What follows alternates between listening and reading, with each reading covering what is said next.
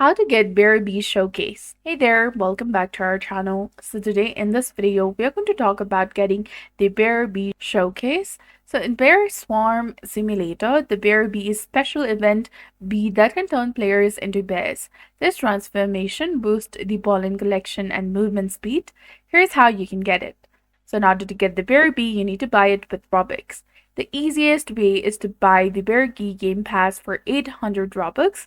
This gives you the Bear Bee voucher, which you can use in the game to get the Bear Bee. And it rarely drops from bosses as well. You can also get the Bear Bee voucher without Robux, but it's rare. And also through the Tunnel Bear. Defeating the Tunnel Bear boss has a very small chance of dropping a voucher. And completing the Retro Swarm challenge might also give you a voucher, but the chance is very small. So the Bear Bee's ability is Bear Morph. This turns you into a bear for a short time, doubling your pollen collection and making you faster and able to jump higher.